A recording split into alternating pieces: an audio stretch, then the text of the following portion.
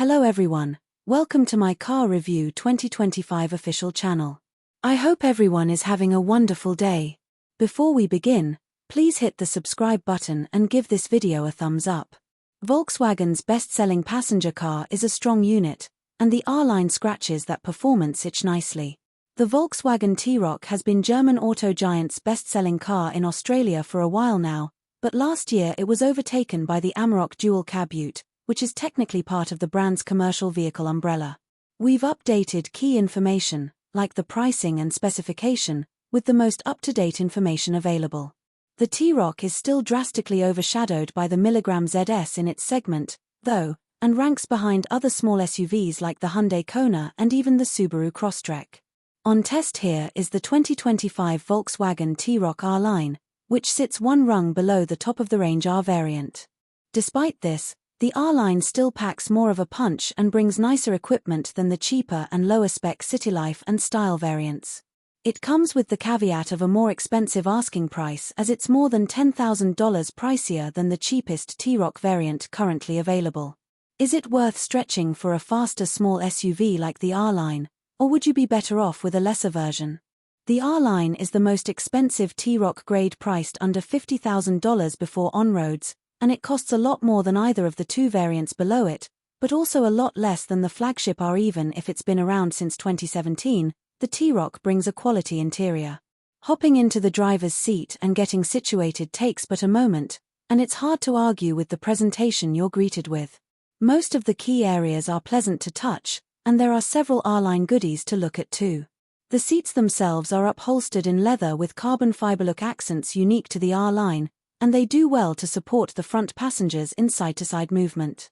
Even if it is a small SUV, having well-bolstered seats can make a car feel much more confidence-inspiring, and the T-Roc is better for it. Similar materials continue up to the steering wheel, which is large and features generous cutouts at 9 and 3 o'clock. I'm a fan of Volkswagen steering wheels and this is no exception. The perforated leather and subtle R logo are added reminders of the car's sporty inclination. The only real complaint we have is that the wheel is limited in its adjustability. When the driver's seat was in a comfortable position for my average height, the steering wheel wouldn't tilt as low as I would have liked. It's not the end of the world, but does force a small compromise. Another gripe is the materials up front, because the door cards and dash are plastered in scratchy hard plastic. While you won't be touching those areas too often, it's not the nicest thing to have in a car at this price point. On the topic of the steering wheel, it's fitted with haptic touch controls rather than physical buttons. The T-Roc is by no means the only Volkswagen product to have utilized such a setup, but it can be annoying to use. Because you can both touch and press the controls, it's sometimes difficult to know exactly what you're interacting with. Accidentally brushing a finger on the button surface can unintentionally adjust something like the volume or information display, which can be frustrating. At least the buttons in the T-Roc are positioned far enough away from the outside of the wheel that your palms won't accidentally press the buttons in normal driving, and you'd almost certainly have no problems once you've had time to adjust to such controls. It would still benefit from physical buttons as is more typical, but overall the driving controls are a neat package. Moving your attention to the center of the cabin starts to reveal some issues. While you do get a nicely sized gear selector, there's a bit too much gloss black plastic around it for our liking. The starter button and drive mode selector are both placed in a sea of gloss black, which invites fingerprints and scratches. Above that is the climate control system, which seems more complicated than it should be. To its benefit, it is positioned on a dedicated panel, but again that panel is finished in gloss black. All the controls here are touch-operated too, which can be fiddly on the move. Sliding your finger to adjust temperature or fan speed is a bit alien at first, and repeatedly tapping either end of the sliders doesn't feel right. The button to adjust the fan direction isn't clear either, and it's again a touch button on the top row of the display. There weren't any real issues with the way the system functioned in our week with the car, but it's just a bit more tedious than we'd like it to be. Above the climate control system is another selection of buttons to toggle auto stop-start and parking sensors, though they seem poorly made. The whole plastic piece they're located on can wobble around, and each button has a lot of side-to-side movement. Fortunately, you won't be pressing these buttons too much, but given how sturdy the rest of the cabin is, we'd expect better here. Further up again is the infotainment system, which is beginning to look dated. It's clean enough and works well, but its display seems small even if it is the larger of the two screens offered across the T-Roc range. It's nice to have shortcut buttons on either side of the screen, and the two physical knobs make it easier for passenger DJs to interact with the system. Wireless Apple CarPlay is an added bonus too, and aside from some hiccups in the various black spots around Melbourne, it worked without issue. Storage up front is solid, but not outstanding. In the center of the car is a set of cup holders, which is arranged with two holders for larger cups and one small holder in the middle. The larger options are squared off, which means they won't hold larger cups as snug as they could. Its arrangement also means if you have a smaller cup in the middle, usability elsewhere will be limited. Behind that is a nicely sized center console box, and alongside is a slot that fits the car's key fob nicely. Ahead of the gear selector is a cubby that'll comfortably fit most phones, and there's a wireless charging pad in there too. It works well, but my phone did get hot after spending longer periods of time charging. You also have the option of charging your phone via either of the USB-C ports above or the 12V outlet nearby. Other storage options include a standard passenger-side glove box and bottle holders in the doors. The rear seats feature the same carbon fiber accented leather upholstery as up front, and there's plenty of room to get comfortable. There is the capacity for 3 people to sit here, but foot space for passengers in the middle is compromised by the AWD driveline tunnel. Passengers in the back are catered for by the inclusion of dual USB-C charging ports, as well as air vents on the back of the center console.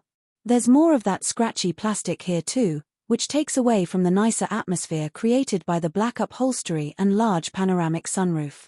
Storage is also limited to cup holders on the fold-down center armrest and bottle holders in the doors, and there's enough head and leg room for most rear passengers to stay comfortable.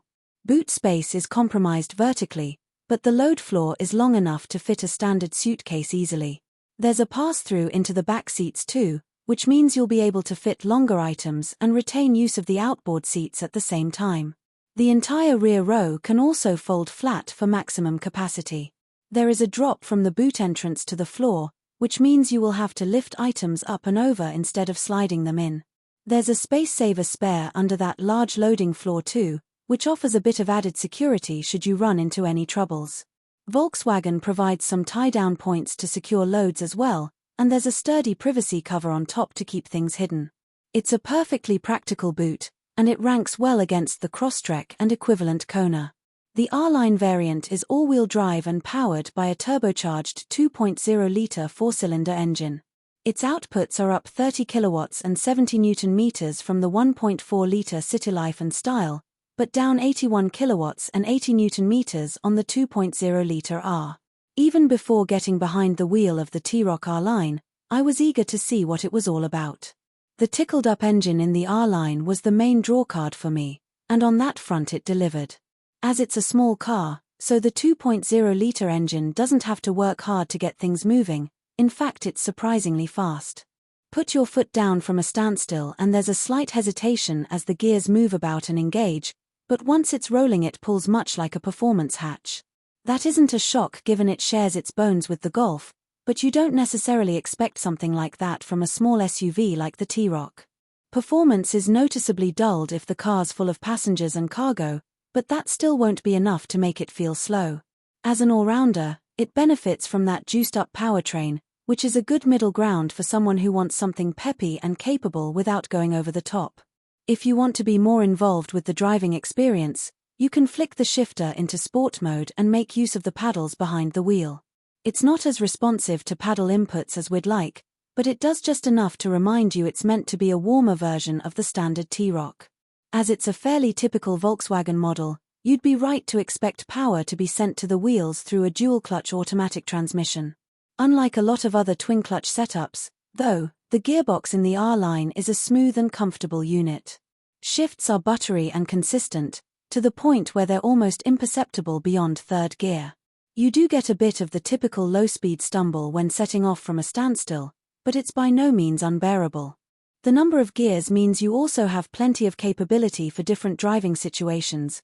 RPM stays low on the highway, It's rarely caught in the wrong gear for a quick getaway, and it holds gears on hills without issue.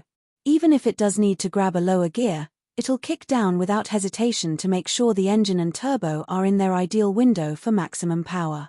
All-wheel drive is a bonus that means the car never has any trouble gripping up either. The sporty performance is supported by the ride. It's comfortable on long drives and does well to handle rough country roads, and the fact that they're adaptive gives you a wide range of capability. In twisty sections you can stiffen the suspension right up, giving you a well-composed ride as the body stays flat. That allows you to carry speed through turns without falling over, setting it apart from other lower-end SUVs. Calling the T-Roc an SUV almost doesn't feel right as a result, since it behaves much more like a hatchback despite its jacked-up stance. The default setting is on the firmer side and can wear on rear seat passengers in particular, but riding in the front can be quite fun. The only thing that caught us off guard was the brake feel, which can be touchy if you're not used to it. On the other hand, a benefit is that it stops quickly and consistently. Assisting the driving experience is a range of tech, including adaptive cruise control and lane centering. Both worked flawlessly in our week with car, even on tighter country roads with narrow lanes and unexpected bends. To that point, we had no issues with any of the safety tech while on the road.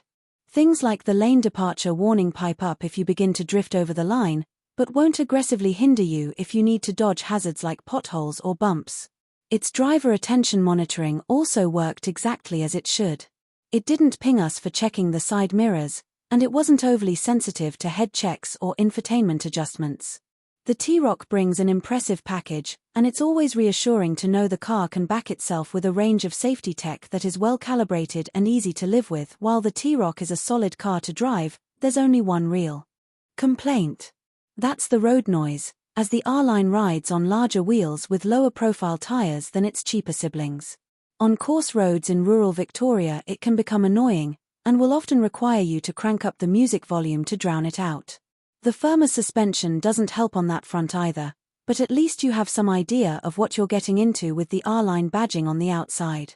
It's by no means a new problem for European cars like this one and isn't reason to push it to the side, as the rest of the package is neatly put together and delivers a solid, high-quality on-road experience. The Volkswagen T-Roc achieved a 5-star ANCAP safety rating based on testing conducted in 2017, but that has now expired. It is therefore unrated. The Volkswagen T-Roc is covered by Volkswagen's 5-year, unlimited kilometer warranty. The T-Roc is a great car even in entry-level form, and the R-Line adds that bit of extra spice on top. If you want a warm small SUV that is still versatile enough for the daily runaround, this is a strong contender. Good performance, sporty yet compliant handling, and a well-appointed interior are key drawcards here. The materials in the front of the cabin leave a bit to be desired, but that isn't a deal-breaker. On the road, you hardly notice the cabin's less polished elements anyway, as you're much more likely to be focused on the enthusiastic way it drives. R-Line-specific seats help here, as does the nicely proportioned steering wheel and strong visibility all around. The only issue is the price, because while you do get a higher output engine and some nicer bits, there's no getting around the fact that it's well above the T-Roc's City Life entry price point. If you really want extra performance from your small SUV and can justify the price, you'll love being behind the wheel of a T-Roc R-Line. Those with small families will find it a comfortable fit too, and the warmed-over T-Roc shows you don't have to go for a boring, slow car if you need something to transport kids, pets, and groceries. The compact proportions will suit many people too, especially those living in built-up areas. Practicality and cargo space isn't compromised either. In fact, it outdoes a lot of its competition. Could you get by with a cheaper T-Roc? Sure, but it's hard to beat the spicier R-Line package. So what do you guys think about this update? Let me know in the comments below. And if you like my videos, please press like and subscribe for more. I'll see you guys next time.